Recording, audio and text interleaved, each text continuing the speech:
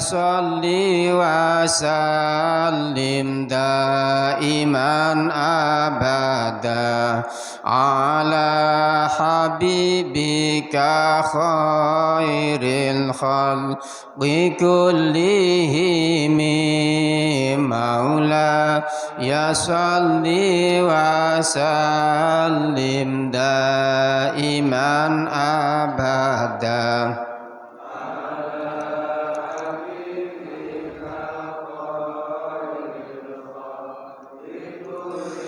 Amin tadhakuri giranim bidhi salami mazajtadam anjaramim muglatim bidami maula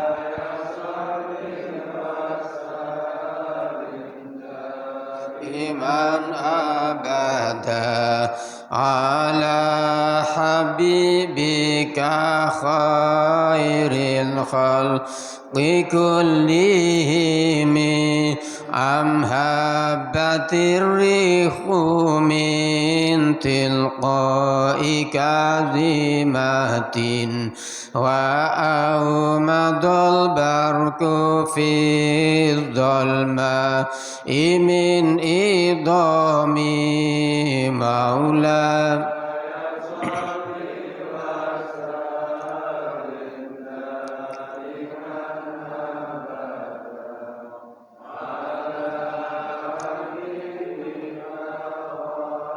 ril khalqi kullihim fama li aynayka in kultak fufahamata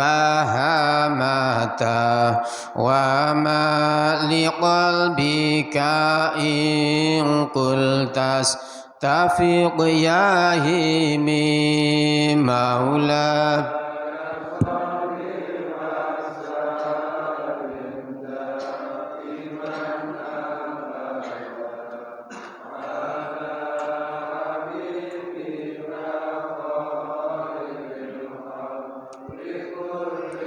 ayahsabu sabbu annal hubba munkatimun ma baina munsajimin minhu wa muttarimi maula ya salli wa sallim daiman abada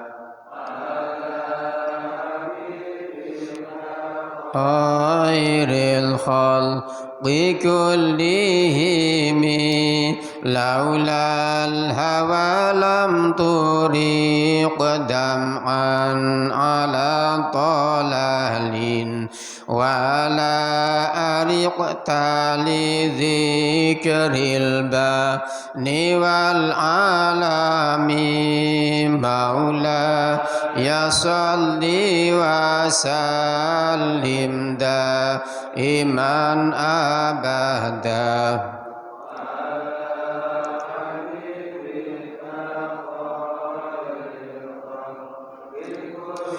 فكيف تنكر حبا بعدما شهدت به عليك عدول الدمع والسقم مولاي صل وسلم دائما أبدا على حبيبك خير الخلق وأثبت وجد خطي عبرة وضنا مثل البهار على خديك والأنام مولاي صل وسلم دائما أبدا على حبيبك خير الخلق نعم سرى طيف من أهوى فأرقني والحب يعترض اللذات بالآلام مولاي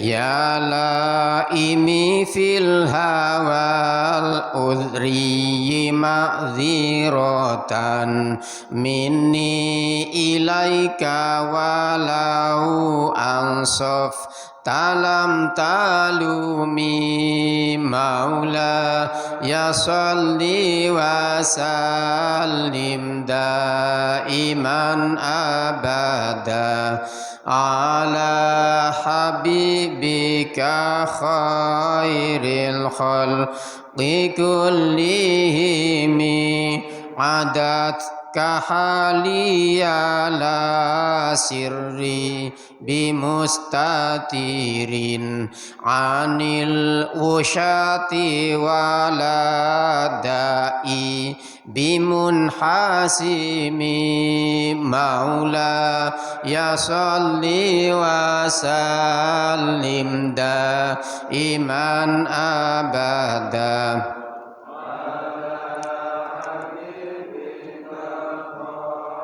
الخلق كلهم محبتني النصح لكن لست أسمعه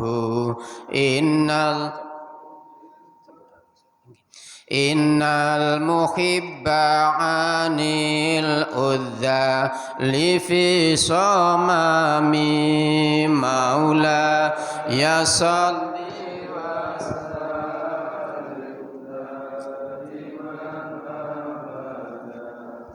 على حبيبك خير الخلق اللهم صل وسلم وبارك عليه. Alhamdulillah ya ikhwatul nur sampun rawuh, mari kita sempurnakan ibadah kita dengan ngaji bersama. Insyaallah judulnya, temanya pada pagi hari ini meraih kebahagiaan bersama Allah. Ngaten nggih ya ini atau yang lain atau persisnya seperti apa, monggo disesuaikan. Mudah-mudahan kita mendapat ilmu yang barokah manfaat. Wassalamualaikum warahmatullahi wabarakatuh. Alaman wassalam salih wa alamal hamid wa sallam ila ruhi walidina walidikum wa muadina wa muadikum wa muadil muslimina ajma'in sallallahu alaihi wasallam wa ila ruhi min ashabihi wa ila ruhi man asam man ammar hadal masjid wa sallam wa ila hadratin nabiyil mustafa muhammadin sallallahu alaihi wasallam. Al-Fatihah. Bismillahirrahmanirrahim. Alhamdulillahirabbil alamin. Maliki yaumiddin. Iyyaka na'budu wa iyyaka nasta'in. Shiratal ladzina an'amta 'alaihim ghairil maghdubi 'alaihim. Bismillahirrahmanirrahim. Alhamdulillahirabbil alamin. Hamdan yuwafi ni'amahu wa yukafi mazidah. Ya Rabbana lakal hamdu kama yanbaghi li jalali wajhika wa 'azimi sultanik. Subhanaka la nuhsi sana'an 'alaika anta kama asnaita 'ala nafsik. Falakal hamdu hatta tadha wa lakal hamdu idza radit wa lakal hamdu ba'da ridha. Wassalatu wassalamu ala asyrafil mursalin Sayyidina Muhammadin wa ala alihi washabihi ajma'in. Qala al-musannifu rahimahullah ta'ala wa nafa'ana bihi wa bi ulumi fid dharaini amin. An-nabil mu'minin Abi Hafsin Umar bin Khattab radhiyallahu anhu qala sami'tu Rasulullah sallallahu alaihi wasallam yaqul innamal a'malu binniyat wa innamal likulli imri'in ma nawa faman kana hijratuhu ila Allah wa rasulih fa hijratuhu ila Allah wa rasulih wa man kana hijratuhu lidunya yusibuha wa imra'atin yankihuha fa hijratuhu ila ma hajara ilaihi muttafaqun alaih. Bismillahirrahmanirrahim. Sebelumnya kami mohon maaf karena terlambat ada 1, 2, 3 hal. Jadi mohon maaf. Bismillahirrahmanirrahim. Qala Rasulullah sallallahu alaihi wasallam man sarrahu ayyaslama falyalzamis sumtah. Wa kana Ustadz Al-Qushairi rahimahullah ta'ala yaqul innama aktharul qawmu as-sukuta lima alimu annal kalama minal afat. Kanjeng Nabi Muhammad sallallahu alaihi wasallam bersabda, siapa yang menginginkan dirinya selamat,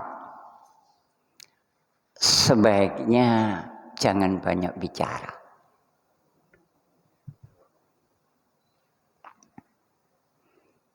Seorang ulama bersabda, yaitu Al-Ustadz Al-Qushairi rahimahullah ta'ala, innama atharul qawmu as-sukutah.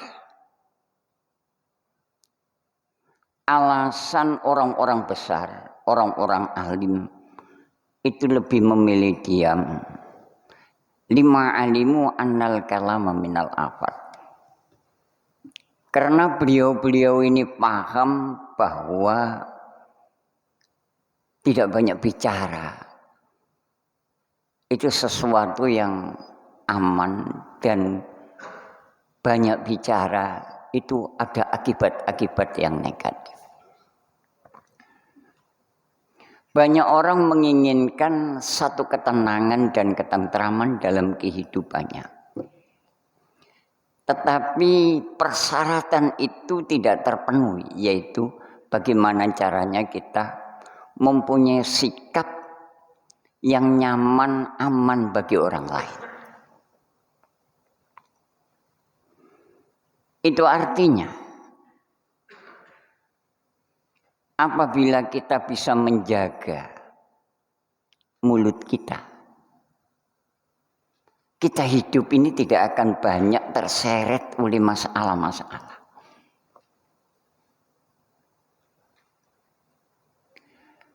Kenapa?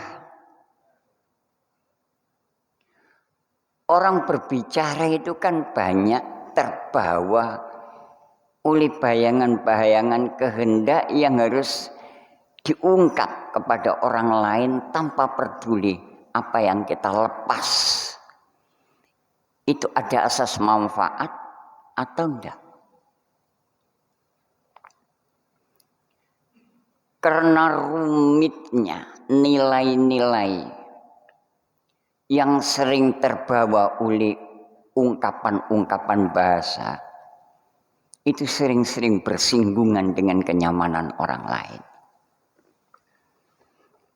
Nah, kalau sudah bersinggungan dengan kenyamanan orang lain, secara otomatis akan muncul akibat bawaan, yaitu kenyamanan kita akan terganggu. Lambat atau cepat. Karena itu merupakan interaksi alamiah yang akan membawa konsekuensi-konsekuensi dalam kehidupan kita. Makanya kalau kita ingin aman, kita ingin selamat, kita ingin nyaman, persyaratan utama adalah kita bisa mengendalikan ucapan-ucapan kita. Paling tidak kita harus belajar menempatkan diri menjadi orang-orang yang terampil di dalam memilih bahasa pada waktu berhubungan dengan orang lain. Lah, pilihan bahasa inilah yang akan menentukan bagaimana nilai ucapan kita di telinga orang lain. Jadi nantinya nih, apabila kita sedang berinteraksi antara sesama, pada waktu kita menjumpai orang-orang yang terampil di dalam memilih bahasa pada waktu berhubungan dengan kita, nampak santun, nampak indah, nampak segar, menyenangkan, dan memancing orang menjadi akrab.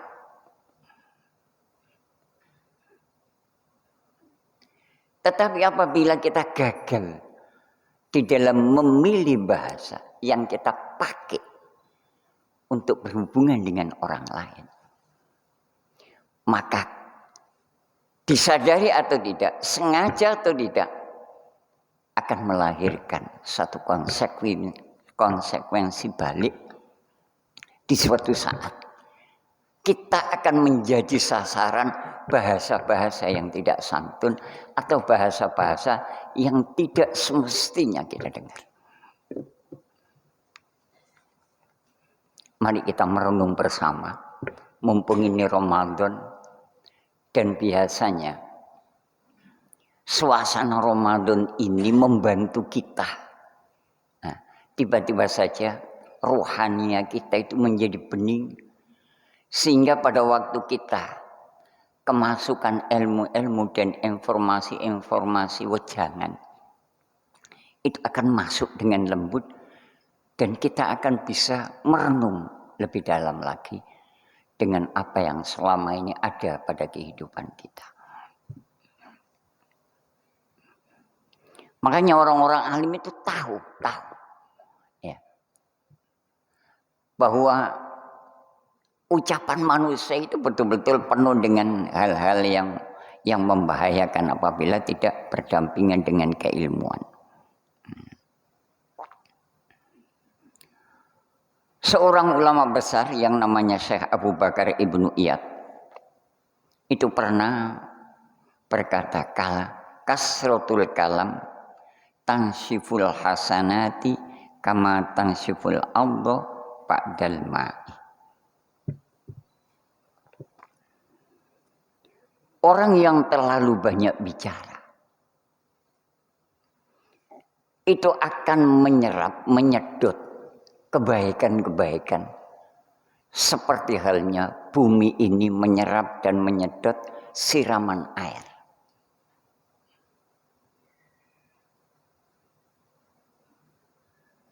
Ini memberitahu kepada kita bahwa lesan ini manfaatnya besar, tapi ada satu akibat samping yang perlu kita waspadai dan kita kelola dengan baik, supaya ini manfaat ini menjadi manfaat yang maksimal, tidak sampai membuat kerugian-kerugian pada diri kita.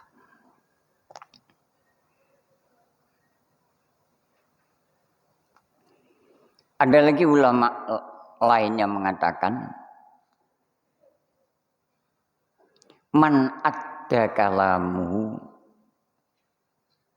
min amalihi qalla kalamu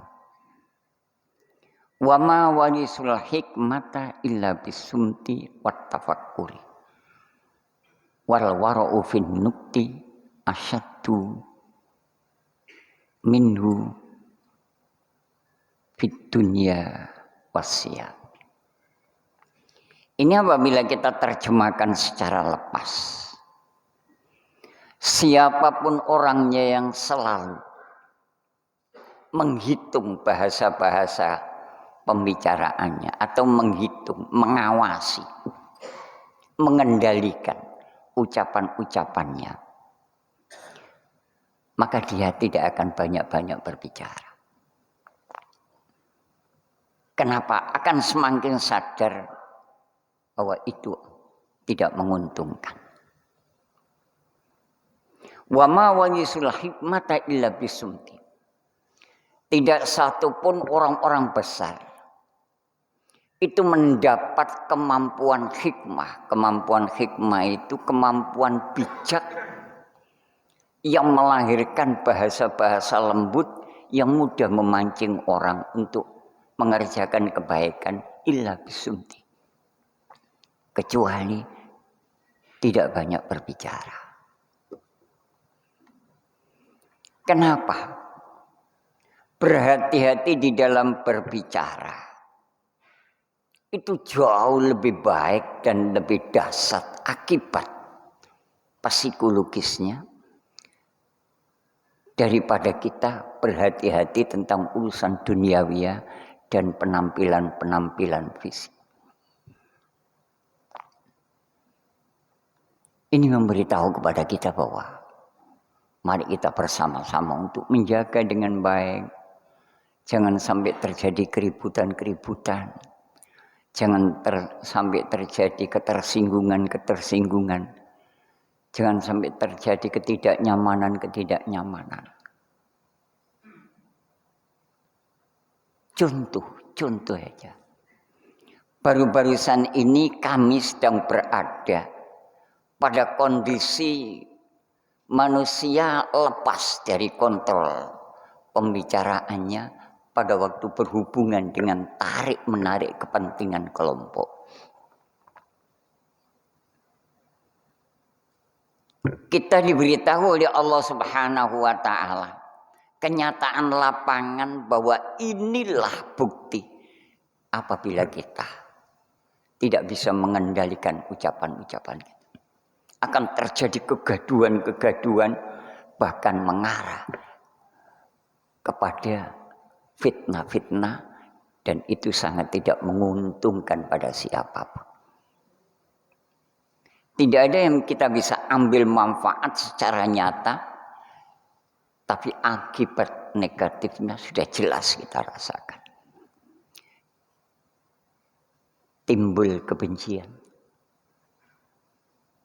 timbul olok-olok, timbul ketidaknyamanan dan saling menghujat. Ini kan sebenarnya satu kondisi yang tidak disetujui oleh siapapun. Siapa yang ingin hidup dalam kondisi gaduh seperti itu? Tidak ada. Tapi kenapa tiba-tiba bisa terjadi? Karena kita telah melepaskan kontrol ucapan kita, sehingga akan terjadi saut menyaut, timbal balik, dan saling menyerang. Dan itu sekali lagi sangat merugikan.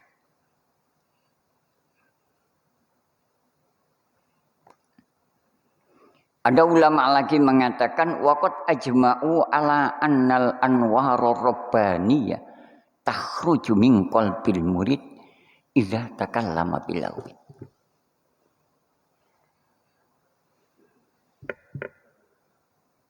Orang-orang alim itu semuanya sepakat bahwa anwarur rabbaniyah itu akan lepas dari hati seseorang apabila mulutnya dipakai untuk mengatakan hal-hal yang tidak ada artinya menurut ukuran agama. Apa anwarur rabbaniyah itu? Anwarur rabbaniyah adalah perasaan indah yang masuk dalam hati seseorang karena atiyah dari Allah, pemberian dari Allah atas hadiah dari apa yang selama ini dikerjakan dari prestasi ibadah-ibadahnya. Jadi orang yang beribadah kepada Allah Subhanahu wa Ta'ala dengan baik, dengan sungguh-sungguh, itu akan mendapatkan hadiah anwarur rabbaniyah. Bagaimana tanda-tandanya anwarur rabbaniyah ini masuk ke dalam hati seseorang? Pertama, orang yang kemasukan anwarur rabbaniyah, dia akan merasa nyaman berhubungan dengan Allah Subhanahu wa Ta'ala. Sehingga sholat nyaman, wiritan nyaman, ngaji nyaman, membaca Al-Quran nyaman.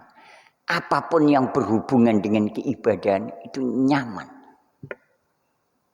Itu anwarur rabbaniyah.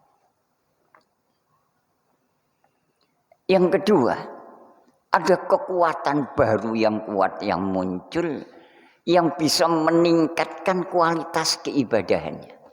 Itu anwarur rabbaniyah. Ini hadiah dari Allah. Jadi kita tiba-tiba saja tergerak ke titik satu grade di atas apa yang kemarin kita kerjakan. Itu anwarur rabbaniyah. Dan anwarur rabbaniyah inilah yang akan menuntun seseorang menjadi orang yang hari ini lebih baik dari kemarin. Besok akan lebih baik dari hari ini. Itu karena anwarur rabbaniyah yang sudah masuk dalam hati seseorang. Sekali lagi, itu adalah hadiah karena kesungguhan keibadahan kita.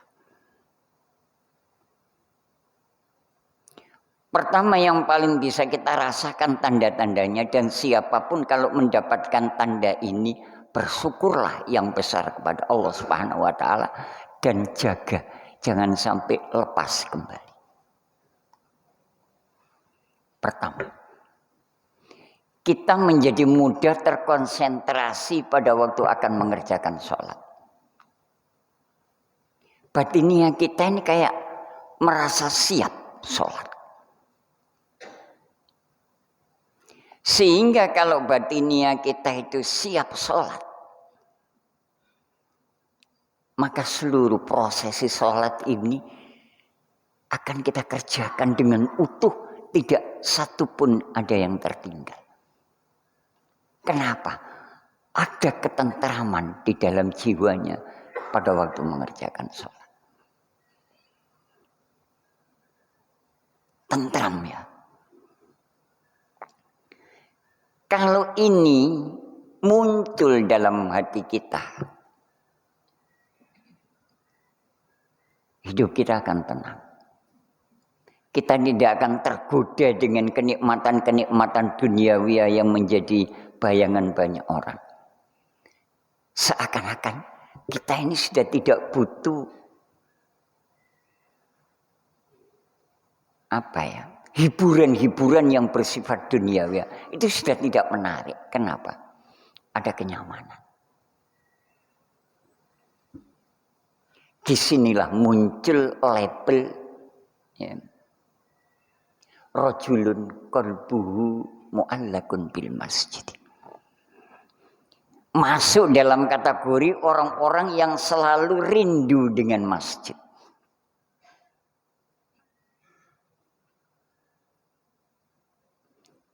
Kalau ini sudah masuk di diri kita, maka mengerjakan ibadah apa sih sing tidak mampu kita kerjakan, akan mampu kita kerjakan.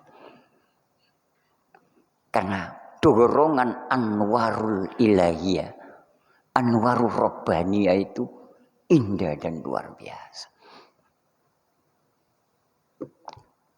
Lah, ini kekuatan yang istimewa itu akan lepas kembali dalam hati kita pada waktu kita keperucut berbicara hal-hal yang tidak ada asas manfaatnya.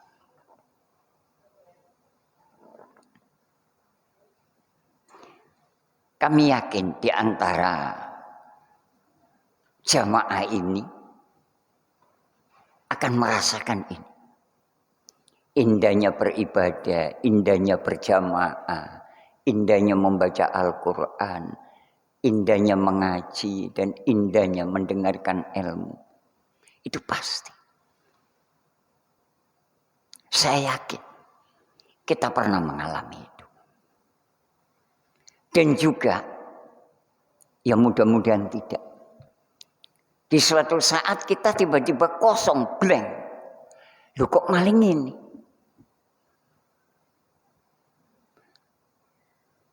Ingin ibadah menjadi agak nyengko gitu ya, agak memaksa. Mau ke masjid tiba-tiba saja agak berat. Mau sholat tiba-tiba saja agak ada apa itu? Nyang-nyangan, apa nyang-nyangan? Ada tawar-menawar dalam hati. Ya, kan sering begitu. Nah masjid pun enggak, jamaah pun enggak. Aku ngelakoni ini, tak terus nopon enggak, ngaji apa enggak. Ini kan terjadi satu tawar-menawar yang sebenarnya kita sedang diuji di mana letak ketegaran kita di dalam meneruskan langkah-langkah baik kita. Tetapi dorongan anwarul ilahiyah itu lepas, maka akan menyulitkan kita. Bahkan kita kadang-kadang gagal dalam tawar-menawar itu. Dan ini sangat tidak menguntungkan kita. Kenapa? Kita akan surut ke bawah lagi, padahal kemarin-kemarin kita sudah berada di titik tengah yang terus bergerak baik. Itu karena anwarul ilahiyah sedang tercemar oleh langkah-langkah yang tidak terpuji dari kita. Salah satunya diantaranya adalah pembicaraan yang tidak ada asas manfaat.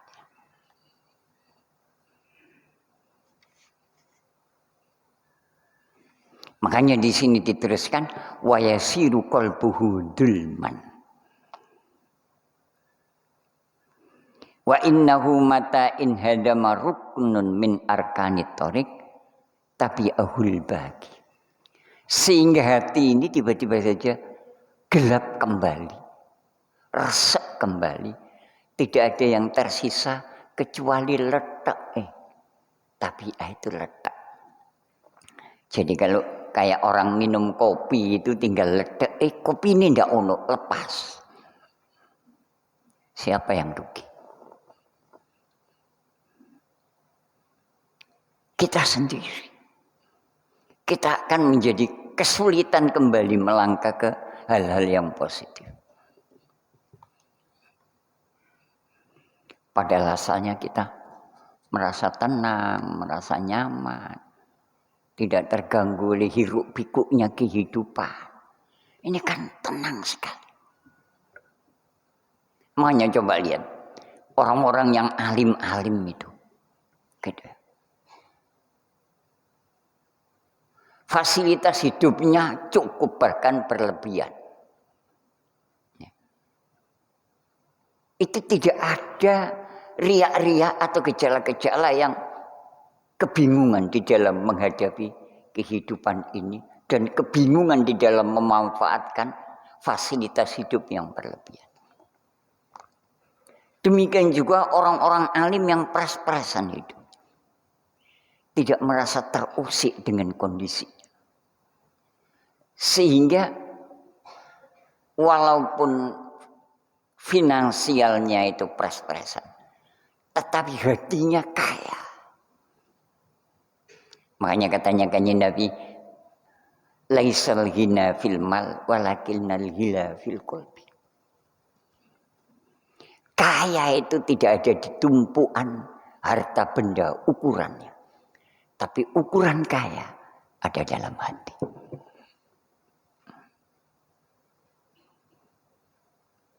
Nah, orang yang mendapatkan kekayaan dalam hati lagi-lagi masuknya anwarul ilahiyah. Makanya berbahagialah orang yang selalu berhasil mengerjakan sholat 5 waktu dengan jamaah. Itu indah sekali karena ini adalah pertanda bahwa ada anwarul ilahiyah yang bertengger di dalam hatinya.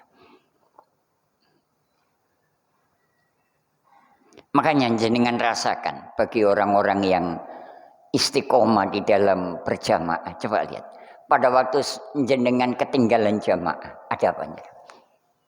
Gelisah, susah, merasa rugi. Itu anwarul ilahiyah itu.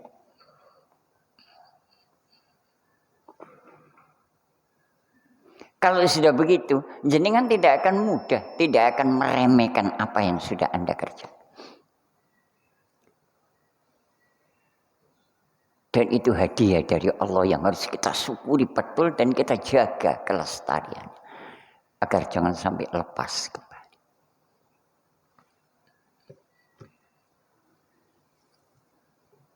Mari kita merenung bersama. Mumpung ini merupakan masa-masa yang indah di bulan Ramadan. Yang kedua, wala tatruk qiyamal laili. Usahakan untuk tidak meninggalkan sholat malam, walau 2 rakaat saja. Umpama kita tidak punya kemampuan, tidak usah banyak-banyak.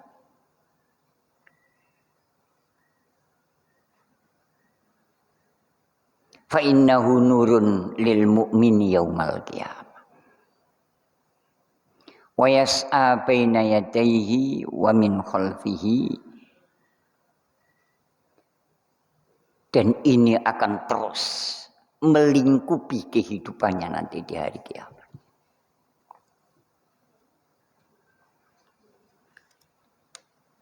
Ini merupakan salah satu di antara lanjutan dari kemampuan nurul ilahiyah ini.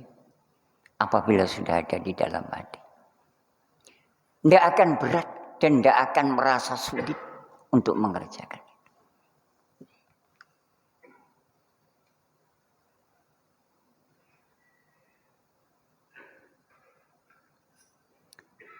Sampai seorang ulama mengatakan man tola wuqufuhu baina yadayillahi ta'ala fi dhulam sabbatallahu qadamaihi ala sirati yauma zalzalatil aqdam. Siapa orang yang selalu sowan kepada Allah Subhanahu wa taala di tengah malam, mumpung ini Ramadan, ya, usahakan sebelum kita sahur, sholat dulu 2 rakaat.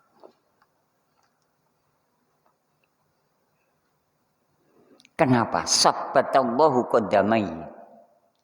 Jadi apa ya? Kaki kita itu nanti dimantapkan oleh Allah Subhanahu wa taala, ya. Pada waktu banyak kaki-kaki manusia terpeleset. Itu berarti waktu di atas sirat. Titian menuju ke surga. Itu banyak orang yang terpeleset di situ. Tapi kakinya orang yang dipakai berdiri sholat di tengah malam, dia tidak akan goyah. Karena diberi kekuatan oleh Allah Subhanahu wa taala. Api neraka itu melungsung apabila menjilat kita itu lepas, tidak akan cekat, tidak akan nempel. Ini salah satu di antara kehebatan. Makanya di sini yuksarul annasu fi so'idin wahidin yaumal qiyamah fayunati munatin ainal ladzina kanu tatajafa junubuhum anil madaji. Nanti di hari kiamat itu semua manusia ini dikumpulkan di mahsyar. Ada malaikat yang berseru, ayo siapa yang pada waktu di dunia dulu itu rajin atau rutin meninggalkan tempat tidurnya untuk mengerjakan sholat malam. Fayakumuna wa hum qalil. Maka berdiri orang yang dipanggil itu maju semuanya. Cuma sedikit sekali.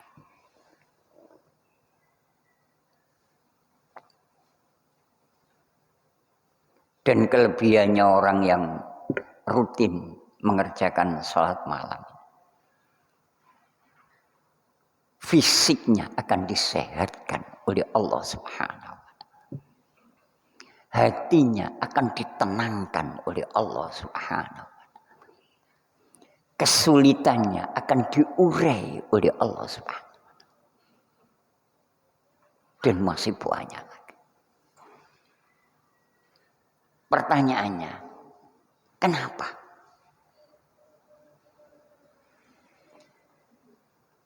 Karena orang-orang yang berhasil mengerjakan ibadah malam itu menjadi tampil indah di hadapan Allah Subhanahu wa Ta'ala. Sehingga Allah tidak senang apabila ada gangguan dari tampilannya. Akan dijaga betul oleh Allah Subhanahu. Dan ini merupakan kekaguman Allah Subhanahu wa Ta'ala pada umatnya Kanjeng Nabi Muhammad sallallahu alaihi wasallam. Ya kayak orang perempuan yang buat kue itu. Buat kue di api-api. Akhirnya jadi tampil api mangan rasa-rasa. Saking emane. Api junjung khawatir kesenggol. Saking emani karena menikmati keindahan ciptaannya.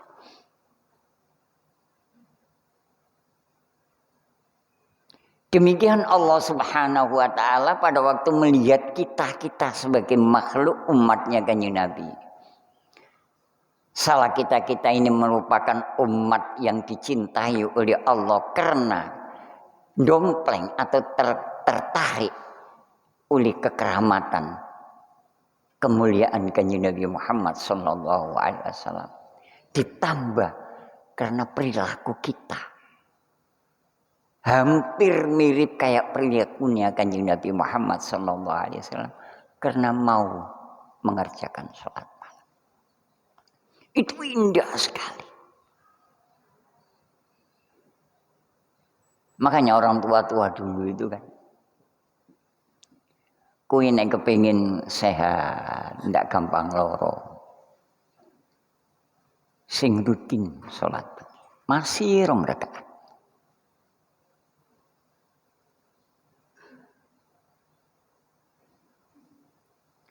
Bahkan banyak orang-orang yang usianya itu panjang-panjang, sehat-sehat. Itu karena itu. Sebab begini, orang yang mengerjakan sholat malam itu kan kayak terrelaksasi begitu jiwanya.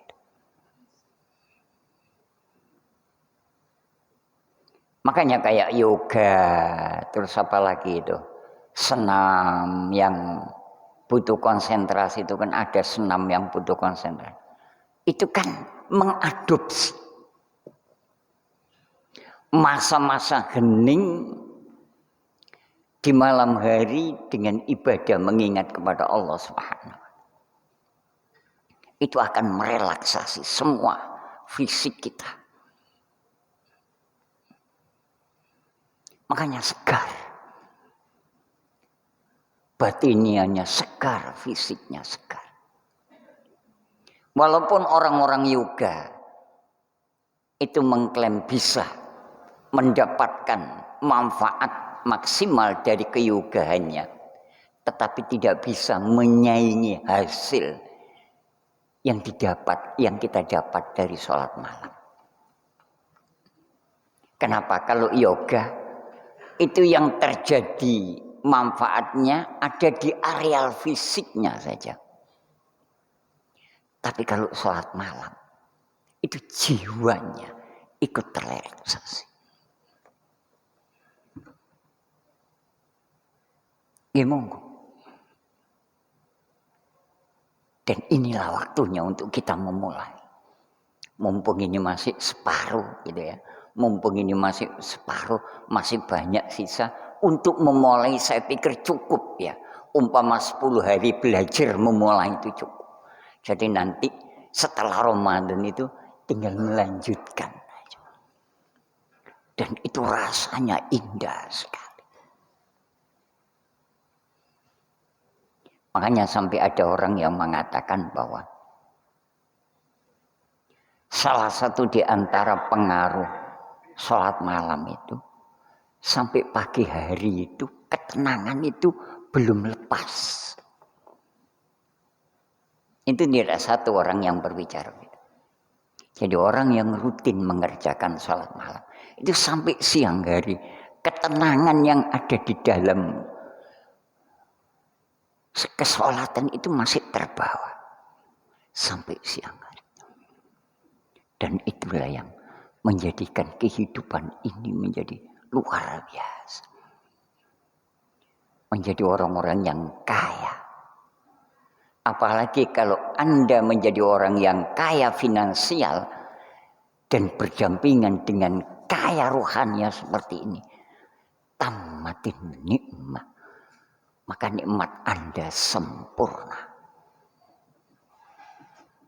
Dan itu bisa kita dapatkan. Jam ini dibaca sudah sambung. Ya mudah-mudahan setuju apa yang saya sampaikan ini. Diberi berkah dan manfaat dan mudah-mudahan ini merupakan satu masukan yang berharga. Dan mudah-mudahan kita berkat Ramadan, berkahnya Ramadan, berkat-berkahnya doanya guru-guru kita yang alim-alim yang soleh-soleh. Berkat doanya kanjeng Nabi Muhammad SAW. Mudah-mudahan kita semua bersama anak turun kita dan keluarga kita dan murid-murid kita menjadi orang-orang yang diberi kemampuan oleh Allah Subhanahu wa taala untuk mengerjakan apa yang ada di dalam kitab ini. Ala hadiniyah wa ila hadratin Nabi Mustafa Muhammadin sallallahu alaihi wasallam. Al-Fatihah. إياك نعبد وإياك نستعين صراط الذين أنعمت عليهم